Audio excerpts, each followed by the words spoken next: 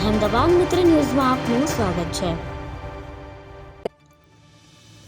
મહારાજા સયાજીરાવ યુનિવર્સિટીમાં આવેલ commerce ફેકલ્ટીના BBA ફેકલ્ટીમાં પ્રવેશ પ્રક્રિયામાં લેવાયેલ પરીક્ષાના માર્ક્સ જાહેર ન કરતા બીજા દિવસે NSUI દ્વારા ઉગ્ર વિરોધ કરી ફેકલ્ટી પરિસરમાં સત્તાધીશોના પુતળાનું દહન કરે તે પહેલા જ પોલીસે તેઓની અટકાયત કરી। આ પ્રવેશ પરીક્ષામાં ભાગ લેનાર તમામ વિદ્યાર્થીઓના માર્ક્સ જાહેર કરવામાં આવ્યા નથી, જેને લઈને બીજા દિવસે પણ વિરોધ જોવા મળ્યો। NSUIની માંગ છે કે BBA ફેકલ્ટીએ પ્રવેશ પરીક્ષામાં વિદ્યાર્થીઓ દ્વારા મેળવેલા વ્યક્તિગત ગુણ જાહેર કર્યા નથી। પારદર્શિતાના અભાવે વિદ્યાર્થીઓ અને તેમના પરિવારોમાં અનેક શંકાઓ અને ચિંતાઓ ઊભી થઈ છે। પ્રવેશ પ્રક્રિયામાં અનિયમિતતાઓ અને સંભવિત ગેરરીતિઓના આરોપો વધી રહ્યા છે, જેથી પ્રવેશ પરીક્ષાના દરેક તબક્કામાં બધા ઉમેદવારો દ્વારા મેળવેલા ગુણ વ્યક્તિગત અને જાહેરમાં જાહેર કરવામાં આવે।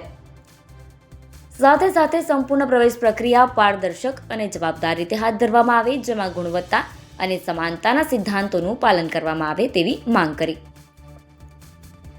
ગતરોજ ઓફિસમાં નકલી ચલણી નોટો ઉડાવી વિરોધ બાદ ઇન્ચાર્જ વાઇસ ચાન્સેલર દ્વારા સાંત્વના આપવામાં આવી હતી અને સાંજ સુધીમાં તેનો નિર્ણય લાવીશું તેવી વાત કરવામાં આવી હતી।